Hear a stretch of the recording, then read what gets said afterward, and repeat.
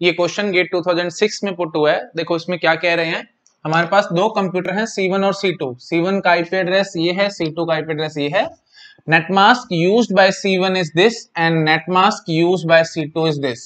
ठीक है, तो पहली बात तो ये समझो ये कंप्यूटर्स जो हैं ये नेटमास्क यूज करते ही क्यों हैं। ठीक है, थोड़ा सा मैं पहले बैकग्राउंड बनाता हूं और उसके बाद मैं इस क्वेश्चन को सॉल्व करवाऊंगा। ठीक है, देखो सपोज करो हमारे पास एक नेटवर्क है, इस नेटवर्क के अंदर एक कंप्यूटर ए है।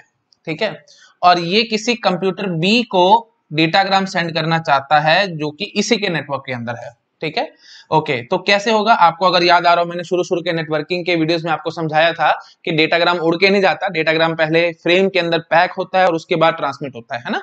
तो फ्रेम के अंदर पैक होने का मतलब क्या है, आपको याद आ रहा होगा, फ्रेम क्या होता था, packet of data link layer, और डेटाग्राम क्या होता था, पैकेट ऑफ नेटवर्क लेयर। तो ये सिर्फ टर्मिनोलॉजी है और कुछ नहीं है। तो फ्रेम के अंदर पैक होके पैकेट जाएगा तो इसका मतलब क्या होगा कि, और फ्रेम के अंदर क्या होता था, सेंडर और रिसीवर दोनों का फिजिकल एड्रेस होता था। अब क्योंकि ए डेटाग्राम सेंड करना चाहता है बी को, तो ए को बी का आईपी एड्रेस तो पता होगा, लेकिन इसको फिजिकल एड्रेस जानना है, क्योंकि अल्टीमेटली तो डेटाग्राम को फ्रेम के अंदर पैक होके जाना है। तो फिजिकल एड्रेस जानने के लिए आपको याद आ रहा होगा मैंने स्टार्टिंग के वीडियोस में समझाया था, एआरपी प्रोटोकॉल का यूज होता है।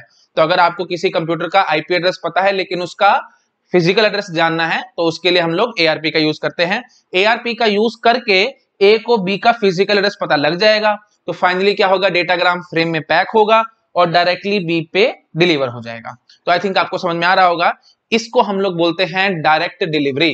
डायरेक्ट डिलीवरी का मतलब क्या होगा कि जब एक कोई कंप्यूटर है किसी दूसरे कंप्यूटर को डेटाग्राम या you can say message send करना चाहता है और वो उसी के नेटवर्क के अंदर है, तो डिलीवरी हमारी डायरेक्ट होती है। ठीक है, तो डायरेक्ट डिलीवरी का मतलब क्या है, if station wants to send message to another station which is present in its own network, then this delivery is known as direct delivery. ठीक है, तो if station A wants to deliver message या want to deliver packet to station B which is present in its own network, then this delivery is known as direct delivery. ठीक है, I think समझ में आ गया होगा, मैंने लिखा नहीं है, शॉर्ट में मैं आपको समझा रहा हूँ। ये सब चीजें डिटेल में वैसे मैंने आपको आगे बतानी भी है। ठीक है, बट स्टिल थोड़ा सा इंट्रोडक्शन दे रहा हूँ, बैकग्राउंड बना रहा हूँ ताकि क्वेश्चन आपको समझने में आसानी हो। चलो ठीक है, हमें डायरेक्ट डिलीवरी का मतलब समझ में आ चुका है। अच्छा जी, अब सपोज करो यही ए कंप्यूटर किसी कंप्यूटर सी को मैसेज करना चाहता है जो कि किसी दूसरे नेटवर्क में है, और इन दोनों नेटवर्क को कनेक्ट कर रहा है एक राउटर। ठीक है, अच्छा जी, तो अब क्या होगा, क्योंकि ए मैसेज करना चाहता है या ए डेटाग्राम सेंड करना चाहता है सी को, तो ऑब्वियसली सी का आईपी एड्रेस ए को पता होगा। अच्छा जी, अब क्या होगा, अब आपको याद आ रहा होगा जैसे अभी मैंने बोला था डेटाग्राम उड़ के तो जाएगा नहीं, डेटाग्राम फ्रेम में पैक होके जाएगा, और फ्रेम क्या होता था, डेटा लिंक लेयर का पैकेट। और आपको याद आ रहा होगा डेटा लिंक लेयर कैसे चलती थी भाई, हॉप टू हॉप, है ना। ये सब मैं इनिशियल स्टार्टिंग के वीडियोस में नेटवर्किंग में ऑलरेडी क्लियर कर चुका हूँ। ये सब चीजें नहीं पता तो प्लीज मेरे स्टार्टिंग के वीडियोस देख लो, मैंने वहां सब अच्छे से एक्सप्लेन किया हुआ है। अच्छा जी, तो अब क्या होगा, ए क्या करेगा, ए ने जो भी डेटाग्राम बनाया होगा सी के लिए वो फ्रेम में पैक होगा, और वो फ्रेम के अंदर क्या होता था, सोर्स का भी और डेस्टिनेशन का भी फिजिकल एड्रेस होता था।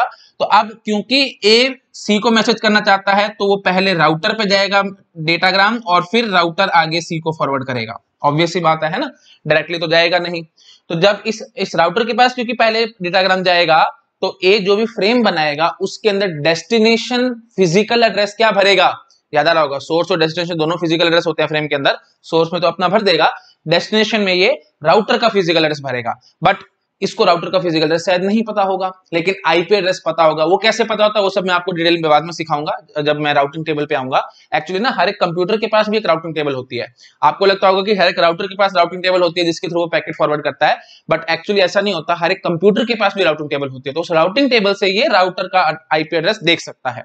तो अब बस मेन बात ये समझ लो कि इसको इसका आईपी एड्रेस पता है, फिजिकल एड्रेस पता लगाना है, तो वही बात है, एआरपी पैकेट भेजेगा। तो एआरपी, बस ज्यादा मत बोलो, सिंपल बात करते हैं, एआरपी से इसको पता लग जाएगा कि फिजिकल एड्रेस क्या है इस राउटर का। तो फिर ये फ्रेम के अंदर डेस्टिनेशन फिजिकल एड्रेस भर देगा इस राउटर का, फ्रेम इस राउटर के पास जाएगा, और फिर आगे इस राउटर की सिरदर्दी है कैसे आगे फॉरवर्ड करेगा, एंड सो ऑन। क्योंकि जरूरी नहीं ना कि इसी राउटर से डायरेक्टली कनेक्टेड हो, सी कहीं और दूर भी हो सकता था, एंड सो ऑन। तो राउटर आगे फॉरवर्ड करता रहेगा, तो हमें उसमें ज्यादा घुसने की जरूरत नहीं है। मेन बात हमें ये समझ में आ रही है कि अगर किसी कंप्यूटर को कोई पैकेट डिलीवर करना है किसी दूसरे कंप्यूटर को जो कि किसी दूसरे नेटवर्क के अंदर है, उस केस में आपको समझ में आ रहा होगा इस तरह की डिलीवरी को हम लोग क्या बोलेंगे, इनडायरेक्ट डिलीवरी।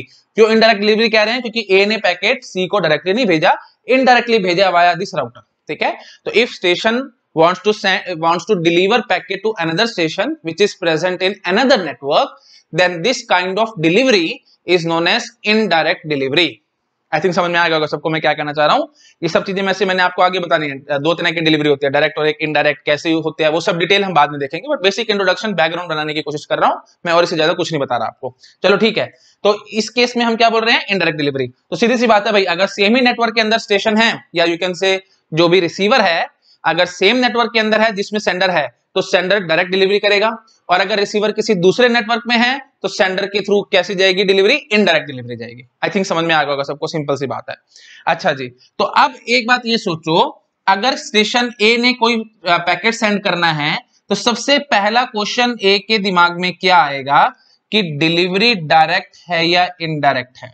समझ में आ रहा है? सबसे पहला क्वेश्चन ए के माइंड में क्या आना चाहिए, अगर ए कोई डेटाग्राम सेंड करना चाहता है तो ए के दिमाग में सबसे पहला मैसेज क्या आएगा, मेरे को पहले ये पता लगाना है कि डिलीवरी डायरेक्ट है या इनडायरेक्ट है।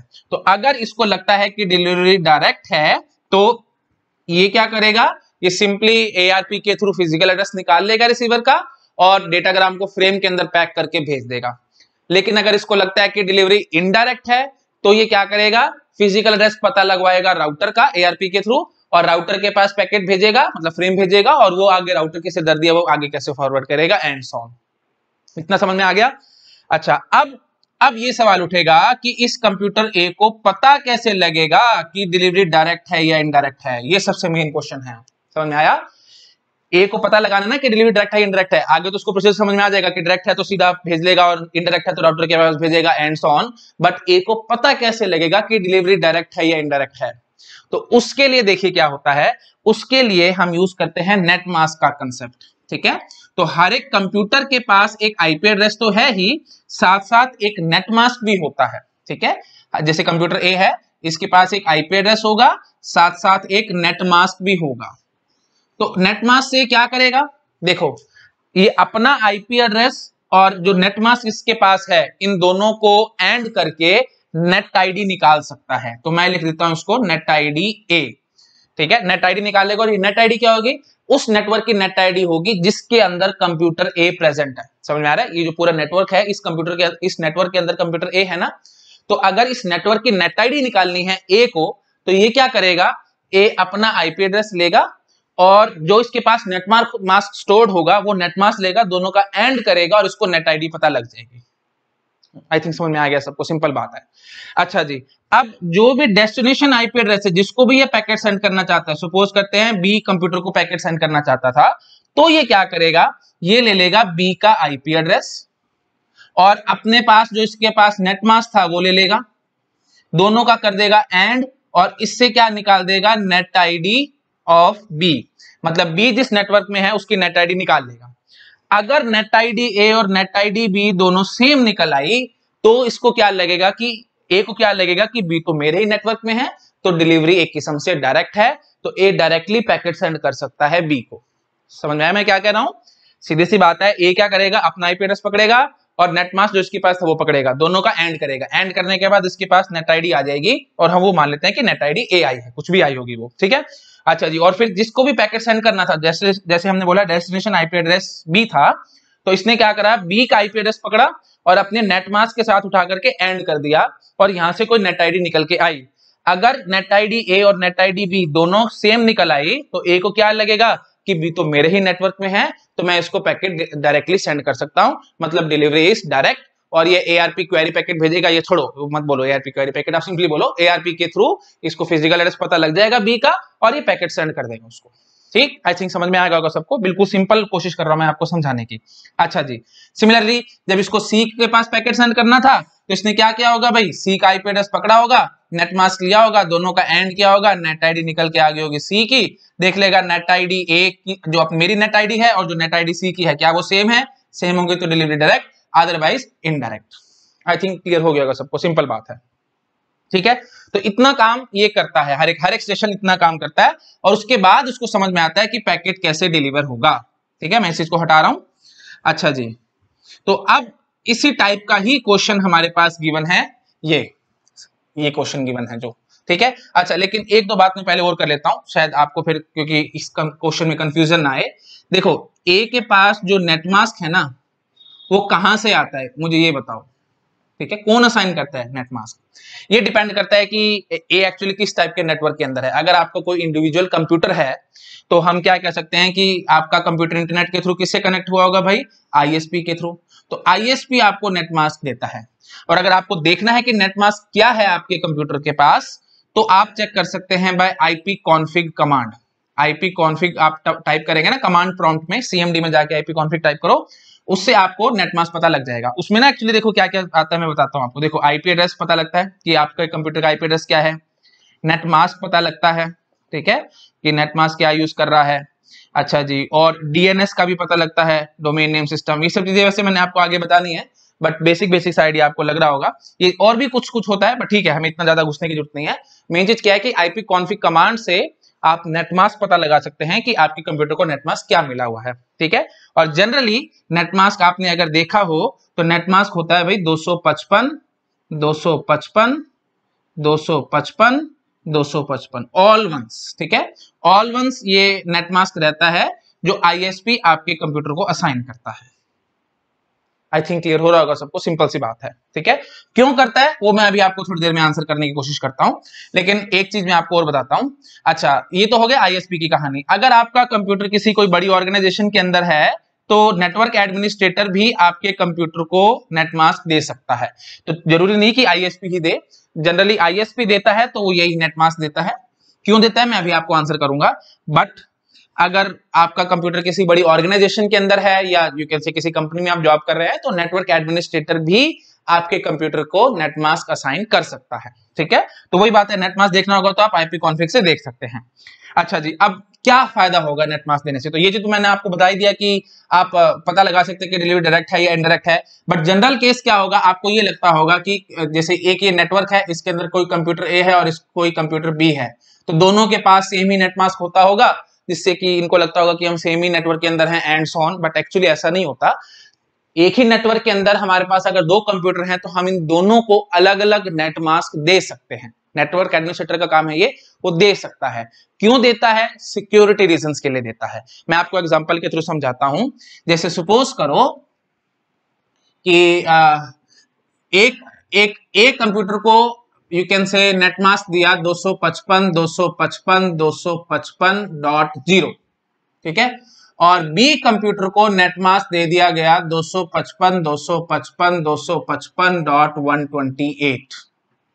समझ आ रहा है? एज्यूम कर लिया मैंने ए कंप्यूटर को नेट मास्क ये दिया हुआ है और बी कंप्यूटर को नेट मास्क ये दिया हुआ है।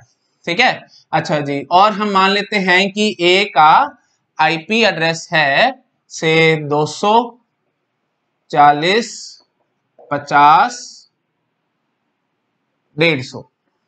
ठीक है, ऐसे मैंने कुछ मान लिया। और जो बी कंप्यूटर है इसका आईपी एड्रेस है 240.50 और हम मान लेते हैं से 149। ठीक है, साथ साथ ही हम मान लेते हैं इनको। अच्छा जी, अब देखो अब क्या होगा। अब या चलो थोड़ा सा ना इसमें शायद आपको कंफ्यूजन आ सकती है, तो मैं थोड़ा सा अलग से आईपी एड्रेस मानता हूं। इसका आईपी एड्रेस में मान लेता हूं से 30। ठीक है, हाँ अब देखो, अब अच्छा क्वेश्चन बन गया है। अच्छा, अब ए क्या करेगा? अगर ए ने पैकेट सेंड करना है बी को तो ये क्या करेगा? आपको समझ में आ रहा होगा, अपना नेट मास्क लेगा और ये आईपी एड्रेस लेगा, दोनों का एंड करके नेट आईडी निकालेगा। जरा दोनों का एंड करके नेट आईडी निकालना। आई थिंक आप बड़े आराम से निकाल पा रहे होगे। नेट आईडी क्या निकल के आएगी भाई? दोनों का एंड करो, 240.50.0। ठीक है, ए ने क्या निकाली है? जो भी बी, ए को क्या लग रहा है, ऐसे समझो, ए को क्या लग रहा है कि बी किस नेटवर्क में है? इस नेटवर्क के अंदर है, मतलब नेट आईडी ये है। ठीक है, इस नेटवर्क के अंदर बी है। अच्छा जी, अब ए अपनी नेट आईडी निकालने की कोशिश करेगा। अपनी नेट आईडी कैसे निकालेगा भाई? अपने आईपी एड्रेस को उठा करके अपने नेट मास्क के साथ एंड कर देगा। तो एंड करके आप देखो, आपको समझ में आ रहा होगा, बिल्कुल यही नेट आईडी निकल के आएगी। आप प्लीज एंड करके देख लो। ठीक है, ये नेट आईडी निकल के आएगी। तो ए को क्या लगेगा कि बी तो मेरे ही नेटवर्क के अंदर है, तो ए डायरेक्टली बी को पैकेट सेंड कर सकता है। समझ में आ रहा है? ए डायरेक्टली बी को पैकेट सेंड कर सकता है क्योंकि ए को क्या लगेगा, बी तो मेरे ही नेटवर्क में है, मतलब delivery will be direct delivery. I think समझ में आ रहा होगा। अच्छा, अब सपोज करो बी मैसेज करना चाहता है ए को, तो बी क्या करेगा भाई, बी अब पहले तो अपनी नेट आईडी निकालेगा। अपनी नेट आईडी कैसे निकालेगा भाई, जो नेट मास्क है और जो यू कैन से ये आईपी एड्रेस है, इन दोनों का एंड कर देगा। दोनों का एंड करके देखना आपके पास यही निकल के आएगा, क्योंकि यहाँ पे 128 है, मतलब जो सबसे आखिरी ऑक्टेट की पहली बिट 1 है और 30 में पहली बिट 0 है। तो आप समझ पा रहे हो, दोनों का एंड करके देख लेना प्लीज, बेसिस को मैं स्क्रैच नहीं करूंगा, आपको समझ में आ रहा होगा, ये निकल के आ जाएगा। ठीक है, अच्छा जी, अब क्योंकि बी पैकेट सेंड करना चाहता था ए को, तो ए का आईपी एड्रेस पकड़ेगा और अपने नेटमास्क के साथ एंड करेगा। तो जब बी आईपी एड्रेस, इस आईपी एड्रेस को अपने नेटमास्क के साथ एंड करेगा, तो नेट आईडी आप मुझे बताएंगे क्या निकल के आएगी। आप चेक करो, देखो भाई यहाँ पे 128 है ना, पहली बिट 1 है, और 150 में भी पहली बिट 1 है, तो पक्की बात है एंड करने से 128 ही निकल के आएगा। ये बहुत अच्छी बात है। तो ये देखो, तो बी को क्या लगेगा कि मेरी नेट आईडी तो ये है, लेकिन ए जिस नेटवर्क के अंदर है उसकी नेट आईडी है ये 240.50.128। कैसे निकाल रहा हूं प्लीज, मैं दोबारा से बोल रहा हूं, अगर आपको लग रहा है कि जल्दी जल्दी हो रहा है तो देखो भाई, ये सब चीजें एक्चुअली बेसिक्स हैं, मैं बहुत बार बता चुका हूं।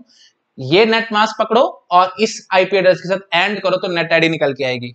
तो बी ने अपना नेट मास्क उठा करके इस ए के आईपी एड्रेस के साथ एंड किया है, तो बी को क्या लगेगा कि जो ए नाम का कंप्यूटर है वो मेरे नेटवर्क में नहीं है, वो तो इस नेटवर्क के अंदर है।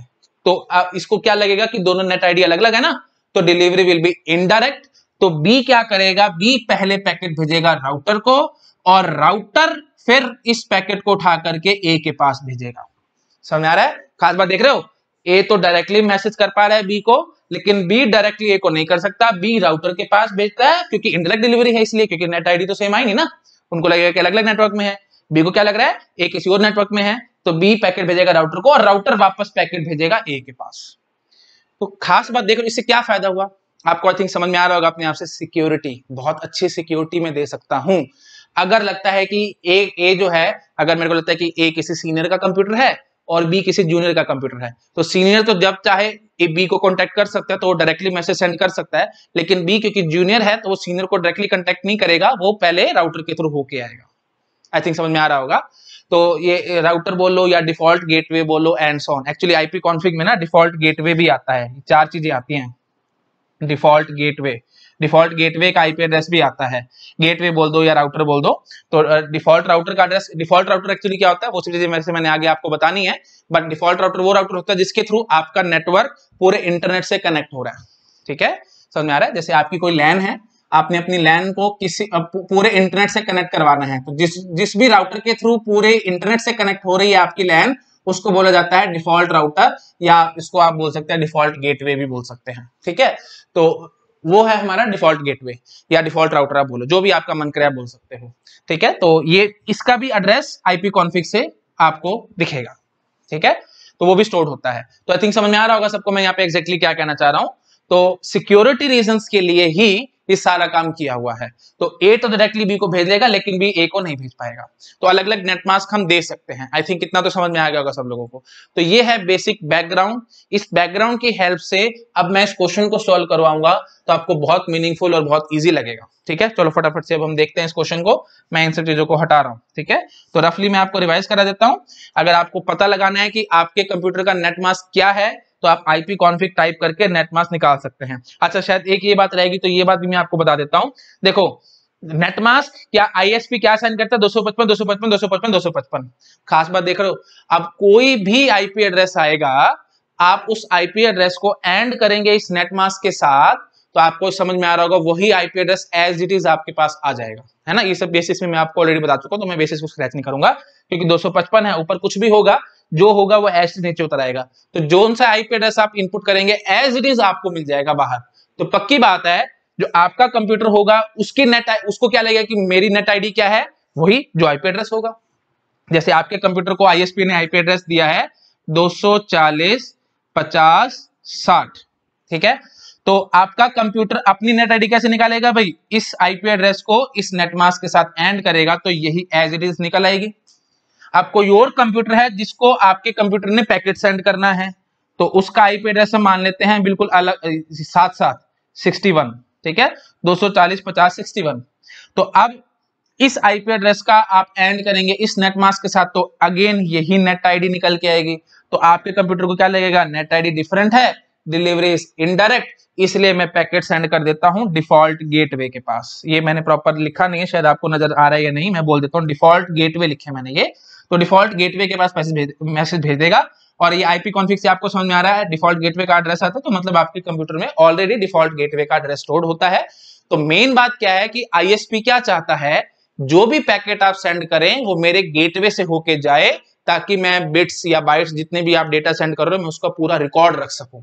तो इसलिए उसने जान करके ये नेटमास्क आपको दे दिया, ताकि जो भी पैकेट आप सेंड करेंगे आपको क्या लगेगा, डिलीवरी इनडायरेक्ट। हमेशा आपको ये लगता रहेगा कि डिलीवरी इनडायरेक्ट है, और अगर आपको हमेशा यही लगता रहेगा कि डिलीवरी इनडायरेक्ट है, तो आप क्या करेंगे, उठा उठा के पैकेट काम भेजते रहेंगे उसके डिफॉल्ट गेटवे के पास, और वो डिफॉल्ट गेटवे आगे जहां भेजना होगा वो भेजता रहेगा। तो इनडायरेक्टली क्या हुआ, आईएसपी के पास आपके हर एक एक बिट एंड बाइट का रिकॉर्ड है। समझ आया? तो ये सारा काम ऑलरेडी मतलब ये सब करते हैं हम लोग। आई थिंक समझ में आ गया होगा सबको मैं क्या कहना चाह रहा हूं यहाँ पे। ठीक है, चलिए okay, that's it.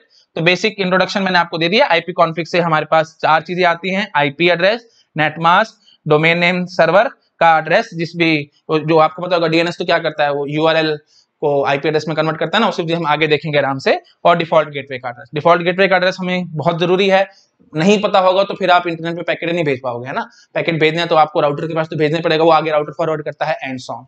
I think समझ में आ गया होगा सबको मैं क्या कहना चाह रहा हूँ। चलो ठीक है, दैट्स इट, मैं इसको ज्यादा लंबा नहीं खींचता, आपका बेसिक कंसेप्ट एकदम क्लियर हो चुका है। और हमें ये भी समझ में आ चुका है कि आईएसपी बाय डिफॉल्ट क्या देता होगा, 255 255 255 255, मतलब ऑल वंस देता है नेटमास्क में। आप चेक कर सकते हैं अपने कंप्यूटर में, आपका कंप्यूटर अगर इंटरनेट से कनेक्टेड है तो आप प्लीज चेक कीजिए, आईपी कॉन्फिग टाइप कीजिए, आपको नेटमास्क में यही निकल दिखेगा, ऑल वंस। ठीक है, अगर किसी ऑर्गेनाइजेशन में होगे तो नेटवर्क एडमिनिस्ट्रेटर पे डिपेंड करता है नेटमास्क वो क्या दे दे आपको।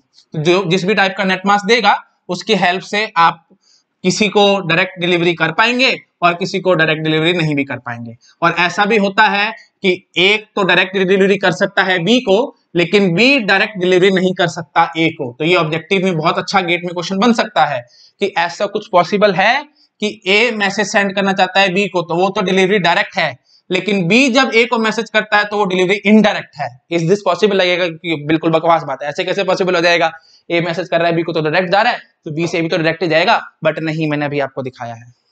ठीक है, चलो ठीक है, अब आता हूं मैं वापस से क्वेश्चन पे। हाँ जी, C1 C2 दो कंप्यूटर, इनके दो नेटमास्क गिवन है। अब आपसे वही क्वेश्चन पूछ रहे हैं, C1 and C2 both assume they are on same network हैं, और C2 assume C1 is on same network but C1 assume C2 is on different network and so on. तो ये ऑप्शंस हमें देखने हैं, काम कुछ भी नहीं है भाई, C1 का आईपी एड्रेस, नेटमास्क, दोनों को उठा के एंड करो। हाँ जी, तो मैं बोल देता हूं नेट आईडी 1 निकल के आएगी मेरे पास।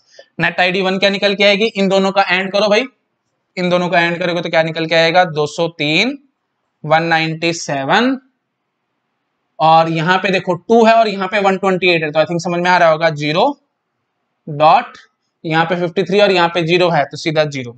तो ये नेट आईडी निकल के आएगी 1। अच्छा जी, तो C1 की नेट आईडी निकल आई है। अब C1 क्या, अब देखो C2 का आईपी एड्रेस पकड़ के आप C1 के नेटमास्क के साथ एंड करो तो पता लगेगा कि C1 क्या सोचता है C2 के बारे में। समझ में आ रहा है?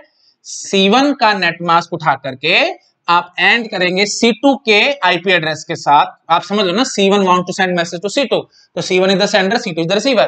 तो जो भी डेस्टिनेशन आईपी एड्रेस है वो ये है, तो डेस्टिनेशन आईपी एड्रेस को क्या करते थे आप लोग, मतलब जो भी सेंडर था उसके नेटमास्क के साथ आप इस डेस्टिनेशन आईपी एड्रेस को एंड करेंगे। करना जरा एंड, देखना क्या निकल के आता है। एंड करोगे तो निकल के आएगा 203, इन दोनों का एंड कर रहा हूं मैं, डॉट 197 डॉट यहाँ पे 128 है, यहाँ पे 75 है, तो आई थिंक समझ गए 128 में सबसे पहले वाला 1 है ना, 75 में नहीं है, तो दोनों का एंड करेंगे तो सीधा 0 बन के आएगा, डॉट यहाँ पे भी 0। ये सारी बेसिक्स हैं, मैं बार बार स्क्रैच नहीं कर रहा हूँ। अगर आपको समझ नहीं आता तो चुपचाप आप खुद से एंड करके देख लो, बाइनरी करके आपको समझ में आ जाएगा। हाँ जी, तो ये निकल के आया ना। हाँ, तो C1 को क्या लगेगा, C1 को लगेगा कि C2 तो मेरे ही नेटवर्क में है, क्योंकि C1 को क्या लग रहा है, मेरी नेट आईडी ये है और जो रिसीवर C2 था उसकी नेट आईडी भी ये है, तो दोनों की नेट आईडी सेम निकल के आई है। तो इसका मतलब क्या लगेगा C1 को, C1 को लगेगा C2 तो मेरे ही नेटवर्क के अंदर है। अच्छा जी, अब देखते हैं जरा, C2 अगर C1 को मैसेज सेंड करना चाहता है तो C2 अपना आईपी एड्रेस और अपना नेट मास्क को एंड करके अपनी नेट आईडी निकालेगा। तो मैं इसको बोलता हूं नेट आईडी 2। नेट आईडी 2, बताओ भाई नेट आईडी 2 क्या निकल के आएगी? 203.197.192 और 75। अब अगर आपकी इमेजिनेशन स्ट्रांग होगी तो आपके पास आंसर आएगा। 192 में शुरू के 2 1 है, 75 में फर्स्ट तो 0 है लेकिन सेकंड 1 है, तो दोनों का एंड करोगे तो आपको समझ आ रहा होगा 64 निकल के आएगा। आप प्लीज अपने आप चेक कर लेना, मैं बेसिस को दोबारा स्क्रैच नहीं कर रहा। इस चीजें शॉर्टकट्स में आपको बहुत बार पहले बता चुका हूं, नहीं पता है आपको तो प्लीज मेरा आईपी एड्रेसिंग के शुरू के वीडियोस देखो, उसमें मैंने सारा कुछ अच्छे से एक्सप्लेन किया हुआ है। चलो ठीक है जी, ये निकल के आई है जी नेट आईडी 2। अच्छा जी, अब C2 ने अपनी नेट आईडी तो निकाल ली, अब क्या करेगा, क्योंकि रिसीवर C1 है तो रिसीवर का आईपी एड्रेस और अपनी नेट आईडी को अपने नेट मास्क को उठा करके एंड करेगा और पता लगाने की कोशिश करेगा कि C1 मेरे नेटवर्क पे है कि नहीं। हाँ जी, तो C2 ने क्या करा, अपना नेट मास्क उठाया और C1 के आईपी एड्रेस के साथ एंड करवाया। कराओ भाई एंड, क्या निकल के आएगा बताओ? 203 जगह नहीं है, चलो मैं यहां लिखता हूं 203.197.192 और 2 समझ गए होगे, 0.0 और 53 समझ गए होगे, सीधा 0 उतर के आएगा। हाँ जी, तो दोनों की नेट आईडी डिफरेंट आई ना, तो C2 को क्या लगेगा कि C1 मेरे नेटवर्क में नहीं है। आई थिंक क्लियर हो गया होगा, मैंने अभी आपको समझाया था ये सब कुछ, ठीक है। तो C1 को क्या लग रहा है कि C2 मेरे ही नेटवर्क पे है, लेकिन C2 को क्या लग रहा है C1 मेरे नेटवर्क पे नहीं है। अगेन सिक्योरिटी वाली बात है, C1 सीनियर होगा, C2 जूनियर होगा, तो सीनियर जूनियर को आराम से मैसेज सेंड कर सकता है, लेकिन जूनियर सीनियर को मैसेज सेंड नहीं कर सकता, इसके लिए डिलीवरी इनडायरेक्ट हो जाएगी, तो ये राउटर के थ्रू होके आएगा। ठीक है, ऐसे भी सोच सकते हो कि जो C2 है ना, ये थोड़ा नॉटी किस्म का आदमी है, यू कैन से बहुत हैकिंग करता है या कुछ गलत मलत काम करता है, तो इस चक्कर में क्या कहा गया, नेटवर्क एडमिनिस्ट्रेटर को पता लगे कि गलत काम करता है तो सारे पैकेट इसके राउटर के थ्रू होके जाने चाहिए थे, तो इसलिए इसने नेट मास्क कुछ ऐसा दे दिया कि सारे पैकेट राउटर के थ्रू ही होके जाए। आई थिंक समझ गए होगे मैं यहाँ पे क्या कहना चाह रहा हूँ। चलो ठीक है भाई, तो फाइनली अब हम क्या बोलेंगे कि C1 को क्या लगेगा कि C2 मेरे नेटवर्क पे है, बट C2 को क्या लगेगा C1 मेरे नेटवर्क पे नहीं है। हाँ जी, तो क्या टिक लगाएंगे भाई, C2 assume C1 assume C2 is on same network, but C2 assume C1 is on different network, तो ऑप्शन C is correct।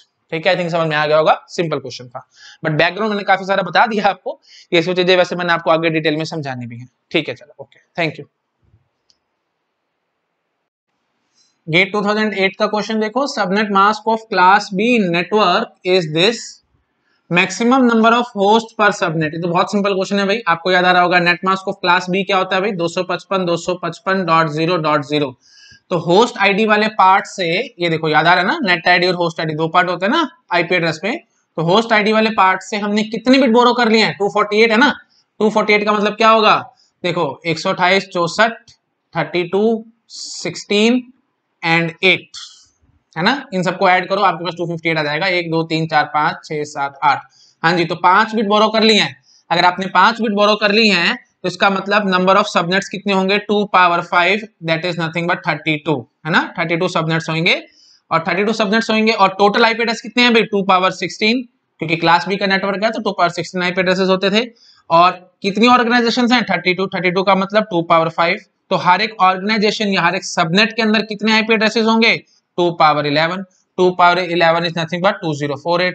अच्छा जी, और कितने होस्ट होंगे, 2 पावर 11 माइनस 2, याद आ रहा होगा पहला आईपी एड्रेस जो होता था, the very first IP address of the block is you can say net ID, और लास्ट का होता था डायरेक्ट ब्रॉडकास्ट एड्रेस, तो दोनों को छोड़ दो तो -2 हम लोग कर लेते थे, तो फाइनल आंसर कितना निकल के आएगा, 2042। अगेन मैं बेसिस में ज्यादा नहीं गया हूं क्योंकि ये चीजें मैं आपको ऑलरेडी बहुत बार बता चुका हूं, नहीं पता आप लोगों को तो प्लीज मेरे पुराने आईपी एड्रेसिंग के वीडियोस देखो, उसमें मैंने ये सब कुछ बहुत अच्छे से और बेसिक एक्सप्लेन कर रखा है।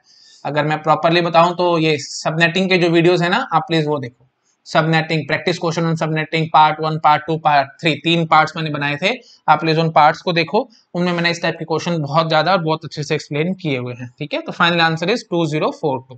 ठीक, ओके, थैंक यू।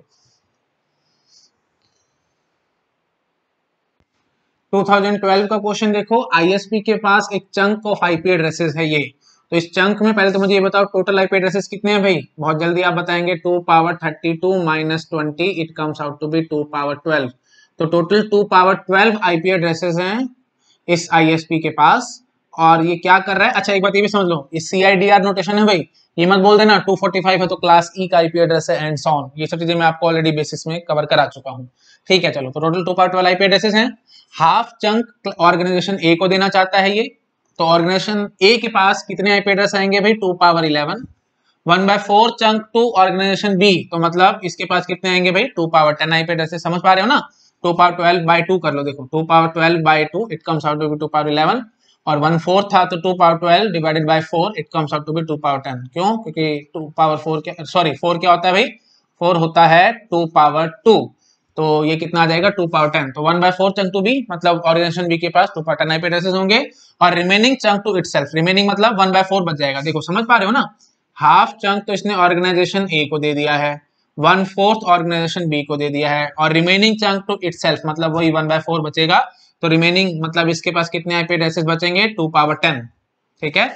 अच्छा, valid allocation of addresses to A and B, ये आपसे पूछ रहे हैं, तो आपको ये चीज याद आ रही होगी, मैंने आपको VLSM वाले वीडियो में समझाया था ये सब कुछ, काफी बारी मैंने आपको क्लियर किया था ये सब कंसेप्ट, कि इसमें मल्टीपल आंसर्स बनते हैं। मल्टीपल आंसर्स क्यों बनते हैं, जैसे मैंने आपको केक का एग्जांपल लेके बताया था कि केक है आपके पास, एक राउंड केक है, आपको उसका हाफ करना है, तो आपने हाफ कर दिया है, और एक हाफ तो किसी ऑर्गेनाइजेशन को दे दिया, और दूसरे हाफ के फिर आपने हाफ कर लिए, और फिर जो 1/4 पार्ट था वो किसी ऑर्गेनाइजेशन को दे दिया एंड सो ऑन।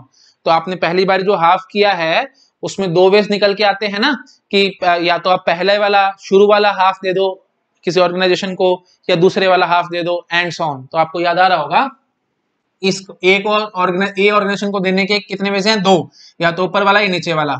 अच्छा, बी के लिए भी फिर कितने वेज हैं, 2, या तो ये वाला या ये वाला। ठीक है, समझ में आ रहा होगा। तो टोटल 2 × 2 दैट इज 4 वेज निकल के आएंगे। ये सब चीजें ऑलरेडी बेसिस में मैं आपको कवर अप करा चुका हूं, ज्यादा नहीं बोलूंगा इस बारे में, बट मेन बात क्या है कि 4 वेज है, तो आपको इन 4 वेज में से कोई एक वे दिया हुआ होगा और बाकी सारे ऑप्शंस गलत होंगे। आजकल MSQ आ रहे हैं तो 4 वेज है, तो शायद चारों के चारों वेज आपको दे सकते थे, मतलब जो चारों के चारों ठीक भी हो सकते थे ऑप्शन, 2 वेज भी दे सकते थे तो 2 भी ठीक हो सकते थे एंड सो ऑन। तो आपको बहुत ध्यान रखना पड़ेगा आजकल, क्योंकि आजकल MSQ आ रहे हैं। बट ये जो क्वेश्चन है 2012 का है, तो MCQ था, ये मल्टी चॉइस क्वेश्चन था, तो ऑब्वियसली एक वे ठीक होगा, बाकी 3 वेज गलत होंगे। ठीक है, चलो मैं फटाफट से चेकिंग कराता हूँ कौन सा ठीक है कौन सा गलत है। अगर आप थोड़ी सी कॉमन सेंस लगाएंगे तो आपको इस क्वेश्चन को सॉल्व करने की जरूरत ही नहीं है, आप डायरेक्टली आंसर कर सकते थे। देखो भाई सीधी सी बात है, हाफ चंक ए को देना है, हाफ मतलब क्या होगा, 1 बिट बोरो करोगे, 1 बिट बोरो करोगे तो स्लैश में कितना आएगा भाई, ए के लिए स्लैश में 21 आना चाहिए, क्योंकि हमें पता लग जाएगा कि 21 बिट्स नेट आईडी के लिए फिक्स होंगी। अच्छा जी, बी के लिए क्या है भाई, 1/4 आईपी एड्रेसेस हैं, तो 1/4 का मतलब क्या होगा, 2 बिट बोरो करी होंगी हमने, 2 बिट बोरो करी होंगी, तो स्लैश में कितना आ जाएगा भाई, /22 आ जाएगा, क्योंकि 22 बिट्स नेट आईडी के लिए होंगी। आई थिंक आप समझ पा रहे होंगे, है ना, ये सब चीजें बेसिस में कवर अप करा चुका हूं। तो ए के लिए तो /21 चाहिए, बी के लिए /22 चाहिए, तो पहले तो इन ऑप्शंस को मैं चेक कर लो कौन सा ठीक बैठता है और कौन सा नहीं बैठता। ए एंड बी के लिए कहा है, तो ए ऑप्शन में /21 है, /22 है, ए के लिए 21, बी के लिए 22, ऑप्शन ये ठीक हो सकता है। बी में भी वही है 21 22 हो सकता है। सी में 22 और 21 ऑब्वियसली ऑप्शन गलत, और डी में 24 और 21 ये बात भी गलत, तो 2 ऑप्शन तो हमने ऐसे ही गलत कर दिए। अच्छा जी, अब एक कॉमन सेंस से ये बात सोचो, बी ऑप्शन में क्या नजर आ रहा है आपको, 128 0/21, और यहाँ पे भी 128 0/22, तो ये बात तो बिल्कुल बकवास होगी। तो समझ में आ रहा है आपको, देखो 128/0 करने का, सॉरी 128.0/21, इसका मतलब क्या हुआ, चंक तो ये था ना 28.0/20, तो इसका मतलब क्या हुआ कि आपने क्या किया है, ये देखो हाफ किया ना आपने, हाफ किया, और ये स्टार्टिंग वाला हाफ, क्योंकि 128.0/20 है, और यहाँ पे भी 128.0/21 है, 128.0/20 और यहाँ पे 128.0/21, इसका मतलब शुरू वाला हाफ आपने ऑर्गेनाइजेशन ए को दिया है। ठीक है, शुरू वाला हाफ, तो बाद वाला हाफ में से आपको ऑर्गेनाइजेशन बी को देना चाहिए था, बट यहाँ पे फिर वही चीज कर दी इसने 128.0/22, तो इसका मतलब क्या हुआ कि जो ए का जो पार्ट था ना, जो हाफ आपने दिया उसका फिर आपने 1/4 कर दिया है, तो ये ऑर्गेनाइजेशन ए और बी दोनों के पास है, और ये ऑर्गेनाइजेशन ए के पास है, दैट इज ऑब्वियसली मीनिंगलेस और बिल्कुल बकवास बात है, समझ रहे हो, क्योंकि आईपी एड्रेस सब कंप्यूटर को यूनिक होने चाहिए, तो ऑर्गेनाइजेशन ए के पास भी इन्हीं में से कुछ आईपी एड्रेसेस हैं और बी के पास भी इन्हीं में से कुछ है, तो ऑब्वियसली बिल्कुल गलत बात हो जाएगी, ये तो आई थिंक मीनिंगलेस बात है, तो बी ऑप्शन अपने आप से गलत हो गया, तो ऑब्वियसली ए ऑप्शन ठीक बनेगा। तो ये तो मैंने समझाने में इतनी देर लगाई है, लेकिन आपकी प्रैक्टिस अच्छी होती तो आप ऑप्शंस को एलिमिनेट करके एक झटके में, रादर यू कैन से 10 से 12 सेकंड के अंदर इस क्वेश्चन को आप सॉल्व कर सकते थे, इतना इजी क्वेश्चन था। बट स्टिल कोई बात नहीं, मेरे पास अभी टाइम है, तो मैं इसको थोड़ा सा प्रूव करके दिखा देता हूँ कि ये ऑप्शन ठीक कैसे है। ठीक है, मैं आपको अभी दिखाता हूँ। देखो भाई, तो ए ऑप्शन देखो क्या कह रहा है, 136.0/21 और 128.0/22। अच्छा, पहले हम ऐसे चेकिंग करते हैं। देखो भाई, हाफ ए को देना है और फिर 1/4 बी को देना है। अब यहीं से ऑप्शन में देखो, ए के पास क्या दे रहे हैं, ये /21 ए के लिए था ना, ए को दे रहा है 136, तो इसका मतलब नीचे वाला पार्ट ये ए को देना चाह रहे होंगे, है ना। तो नीचे वाला पार्ट ये आपने ए को दे दिया है। तो नीचे वाला पार्ट है क्या, पहले तो अब ये समझो। देखो भाई, 245, 248, 128.0/20 था। /20 का मतलब 2/12 आईपी एड्रेसेस थे। 2/12 आईपी एड्रेसेस का मतलब आखिरी के 12 0 से 12 1 हम लोग घुमा रहे हैं। आखिरी के 12 0 से 12 1 का समझ पा रहे हो। ये देखो, ये 4 0 डॉट आगे सारी 8 0, तो ये 12 0 से 12 1 हम लोग घुमा रहे हैं। ये 4 0 है और 128 का मतलब है ना, यहाँ पे देखो 128 है ना, तो 1 ये लो, ये हो गया 128। एक के बाद 1 2 3 4 5 6 7, एक के बाद 7 0 128। तो ये 8 बिट में मैंने 128 लिख दिया है। थर्ड ऑक्टेट लिखा है, फर्स्ट सेकंड से हमारा कोई खास मतलब है नहीं, और लास्ट ऑक्टेट तो सारा 0 है ही। तो हमने किया क्या, ये देखो, ये 12 0 से 12 1 हम लोग घुमा रहे थे। हाफ करा हमने, हाफ करा तो पक्की बात है 1 बिट बोरो करी गई होगी। 1 बिट बोरो करी गई होगी तो या तो वो 0 रही होगी या वो 1 रही होगी। अगर वो 0 रही होगी तो ऊपर वाला पार्ट होगा, और अगर ये वाली बिट 1 रही होगी तो नीचे वाला पार्ट होगा। तो नीचे वाला पार्ट मैं देख पा रहा था ना, नीचे वाला पार्ट मैंने कैसे गेस किया था, क्योंकि यहाँ पे 128 है, यहाँ पे 136 है, तो इसका मतलब नीचे वाला पार्ट होगा और ये ऊपर वाला पार्ट होगा, क्योंकि 128 मैच हो रहा है। तो आपको समझ में आ रहा होगा, कॉमन सेंस से आप समझ पा रहे होंगे। हाँ जी, तो यहाँ पे जरा 1 भरना, 1 भरोगे तो क्या निकल के आएगा, इसका बाइनरी निकालो। यहाँ पे 1 भरो, 1 के बाद ये सारी 0 और ये, हाँ जी, तो ये क्या है 2 पावर 0 1 2 3, 2 पावर 3 is 8, तो 128 plus 8, 128 plus 8, it is nothing but 136, है ना। तो ये देखो, ये लिखा हुआ इन्होंने 136.0, समझ पा रहे हो। बस मैंने कुछ नहीं किया, इस ऑक्टेट का बाइनरी कर दिया, उसको भी बाइनरी कर दिया, तो सॉरी डेसिमल कर दिया। तो इस बाइनरी का डेसिमल क्या रहता है ऑक्टेट में, 136, और ये क्या रहा है 0, तो ये इन्होंने दिया हुआ है। तो नीचे वाला पूरा पार्ट ऑर्गेनाइजेशन ए के पास है, फर्स्ट क्लास। अच्छा जी, अब यहाँ पे 1 था, अब जो ऊपर वाला पार्ट है, ऊपर वाले पार्ट में ये 0 रही होगी, ठीक है। अच्छा जी, तो एक बिट तो ऑलरेडी बोरो हो चुकी है ना हमारे पास। अब देखो 1/4 चंक आपको उठा करके ऑर्गेनाइजेशन बी को देना है। तो हाफ ऑलरेडी है आपके पास, अब आपको 1/4 करना है, तो मतलब फिर आधा करना है, फिर आधा करना है, तो फिर एक बिट में और बोरो करूंगा। हाँ जी, तो ये वाली बिट मेरे को बोरो करनी पड़ेगी, समझ रहे हो। ये तो ऑलरेडी बोरोड है, ये वाली बिट मेरे को और बोरो करनी पड़ेगी। तो अब यहाँ पे तो ठीक है, 1,000 और ये 0, ये फिक्स रहेगा।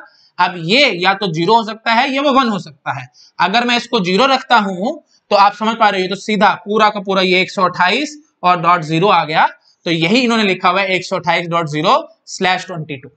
ठीक है, 22 क्यों किया मैंने अभी आपको बता दिया, एक बिट आपने और बोरो कर ली, तो एक बिट और बोरो कर लोगे, पहले 21 था तो 22 हो गई, तो वैसे मैं ऑलरेडी एक्सप्लेन कर भी चुका हूं। तो 128.0 आ जाएगा। और जो वैसे इन्होंने रिमेनिंग नहीं पूछा, जो रिमेनिंग इटसेल्फ कर लिया था, तो वो भी मैं आपको बताता हूँ। रिमेनिंग क्या होगा, अभी देखो ये वाली बिट बोरो थी ना, एक के बाद 4 0 थी और ये 0 थी, तो मैं अब इसको 1 भर लेता हूं। 1 भर लूंगा तो 1 के बाद 00 डॉट सारा का सारा 0 आएगा, तो कितना निकल के आ जाएगा, 4 साथ जुड़ जाएगा, 128 जमा 4, दैट इज नथिंग बट 8 4 12, 128 और 4 132। हाँ, तो 132 आएगा। ठीक है, तो इटसेल्फ जो इसके पास रह गया वो चंक क्या होगा, वो मैं यहां लिख देता हूं, 245.248.132.0, ठीक है, /22। अगर आपको पूरी पिक्चर क्लियर करनी है तो कोई दिक्कत नहीं है, मैं पूरी पिक्चर क्लियर कर देता हूं आपको, मेरे को इसमें भी कोई दिक्कत नहीं है, मैं सारा फर्स्ट लास्ट पूरा निकलवा देता हूं। और अभी क्योंकि मेरे पास टाइम है तो मैं आपको चारों के चारों वेज दिखा देता हूं। ठीक है, just for the sake of practice आपकी अच्छी हो जाएगी। मैं हटा रहा हूं इसको, ठीक है, मैं इसको हटा करके आपको सारे के सारे वेज दिखा देता हूं फटाफट से, आपको एकदम क्रिस्टल क्लियर हो जाएगा ये सब कुछ, तो आपको फिर माइंड में कंफ्यूजन रहेगी ही नहीं कोई भी। ठीक है, स्टार्टिंग से लेकर के सब दिखा देता हूं मैं आपको अच्छे से। देखो भाई, पहला तरीका क्या होगा, फर्स्ट वे होगा कि ये ऑर्गेनाइजेशन ए, दूसरे जो नीचे वाला पार्ट है उसका हाफ स्टार्टिंग वाला बी के पास और ये आईएसपी के पास। अच्छा जी, दूसरा तरीका क्या होगा, ये ए, ये पहला पार्ट आईएसपी के पास और दूसरे वाला पार्ट ऑर्गेनाइजेशन बी के पास। तीसरा वे क्या होगा, ये हम रख लेते हैं, इस ऊपर वाले के 2 टुकड़े कर लेते हैं, ये बी के पास, ये आईएसपी के पास, ये ए के पास। और चौथा वे क्या होगा, ऊपर वाले के दो टुकड़े करे हैं, this is ISP, this is B and this is A। मजा तो तब आ जाएगा जब आप फटाफट से इनके फर्स्ट लास्ट लिख के दिखा दे मेरे को। तो लिखता हूं मैं फटाफट से फर्स्ट और लास्ट।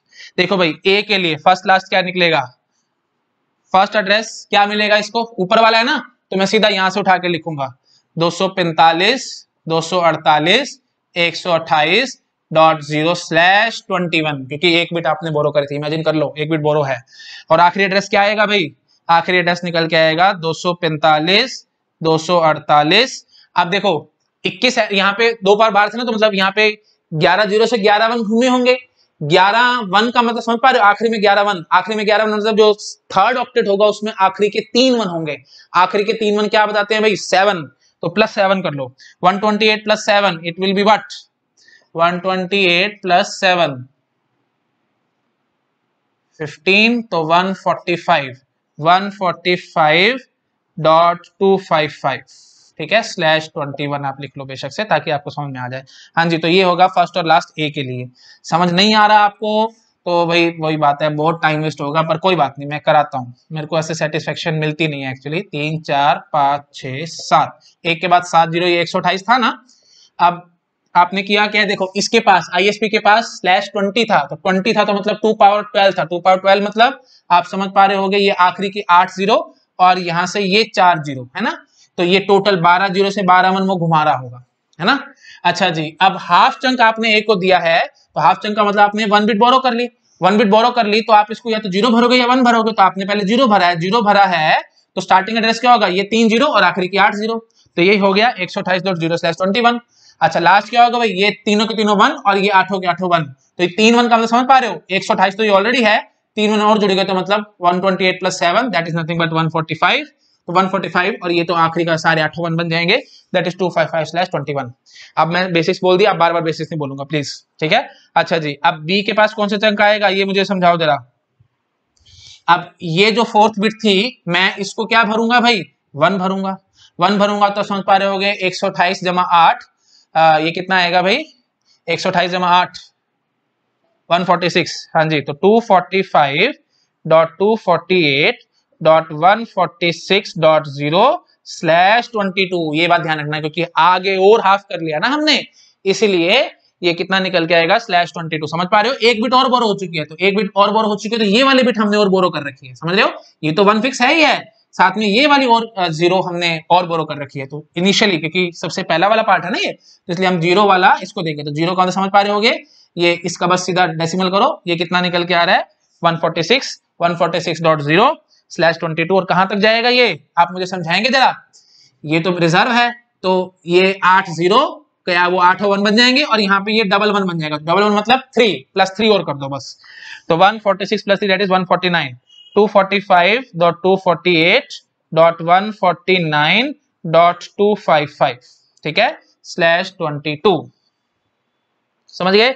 अच्छा जी, अब आप ISP का बताएंगे मुझे, यहाँ जगह नहीं बच रही, ISP का कहाँ लिखूं, ISP का कहाँ लिखें,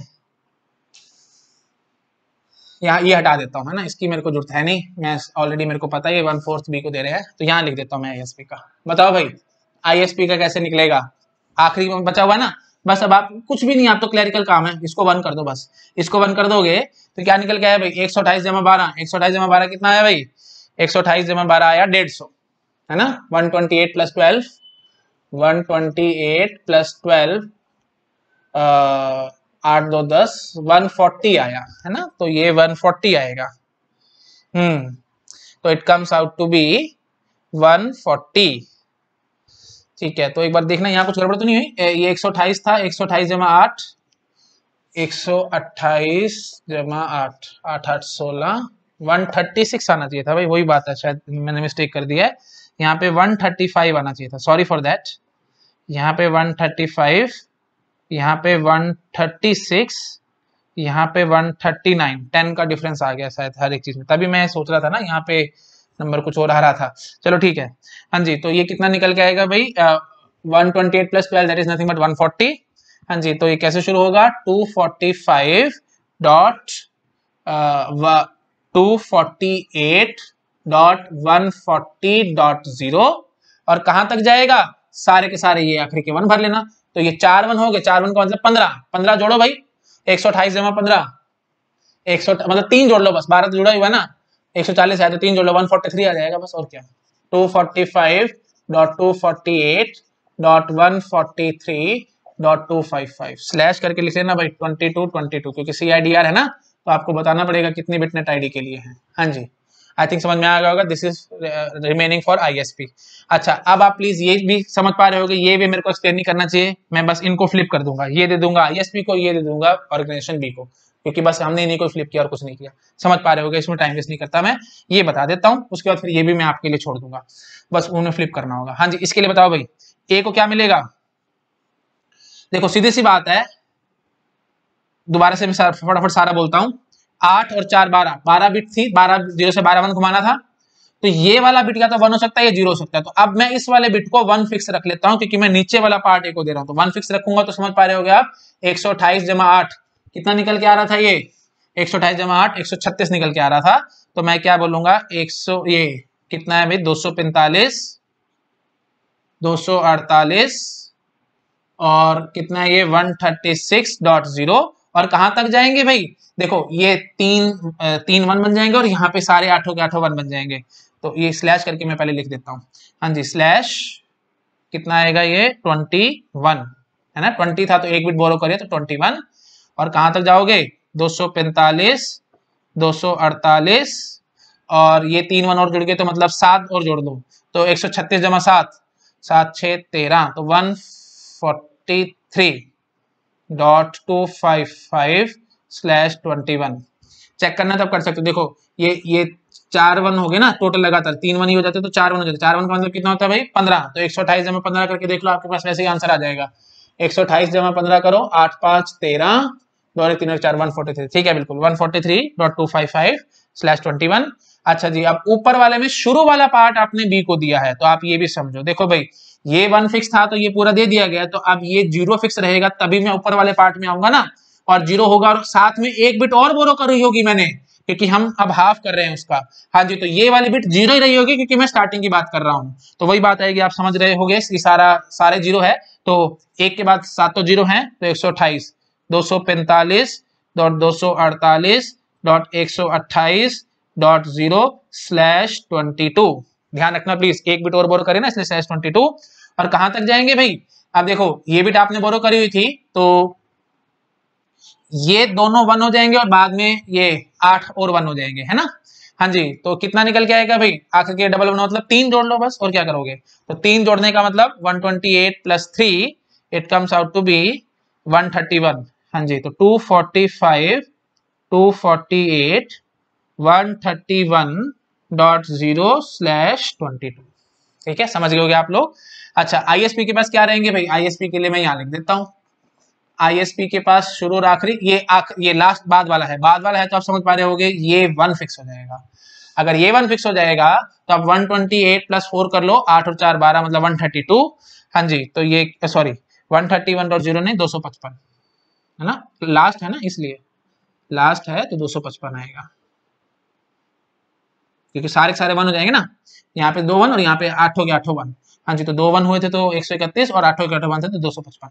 अच्छा जी, अब ISP पे आए हम लोग। हाँ जी, तो ये वाला 1 फिक्स हो गया, तो 128 + 4 it comes out to be 132।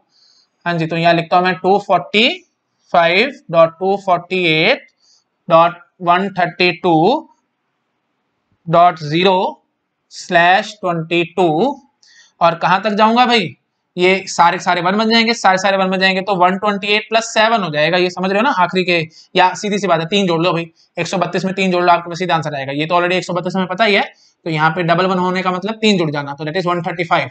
तो 245.248.135.255/22 नहीं नजर आ रहा तो मैं चलो बड़ा करके लिख देता हूँ इसको, तो 255/22, ठीक है, तो ये चंक हो जाएगा ISP के पास। अब ये वाला मेथड आपको समझ में आ ही रहा होगा, बस आप इनको फ्लिप कर दो, ये B को दे देना, ये ISP को दे देना, आई थिंक समझ गए होगे आप। जैसे आपकी एकदम पिक्चर पूरी क्रिस्टल क्लियर होगी होगी। अब ये बताओ मेरे को पूछने वाला क्या पूछेगा आपसे, आपको एक एक बात एक एक चीज तो क्रिस्टल क्लियर है। अभी इन्होंने स्टार्टिंग एड्रेस पूछा था, ये लास्ट एड्रेस पूछ सकते थे कल को, है ना। तो मैंने एक एक चीज और रादर जो 4 वे थे चारों के चारों वेज दिखा दे, तो एमएसक्यू के लिए भी आपको कितनी आसानी होगी, चारों वेज आ सकते थे एज इस पेपर में, तो आपको चारों पे टिक लगाना पड़ता। ठीक है, चलिए ठीक है, that's it, thank you all of you. अब यहाँ पे हमारी आईपी एड्रेसिंग का टॉपिक कंप्लीट हो चुका है। अब मेरे पास काफी रिक्वेस्ट आ रही थी स्टूडेंट्स की कि गेट 2021 के सॉल्यूशंस तैयार करो, तो अब मैं नेक्स्ट सब्सिक्वेंट वीडियोस में गेट 2021 के सॉल्यूशंस बनाऊंगा। ठीक है, नेटवर्किंग को अभी थोड़ी देर होल्ड पे लगाते हैं क्योंकि मैं भी बहुत बोर हो गया हूँ भाई, सारा टाइम नेटवर्किंग पढ़ा के। चलो ठीक है, ओके, थैंक यू।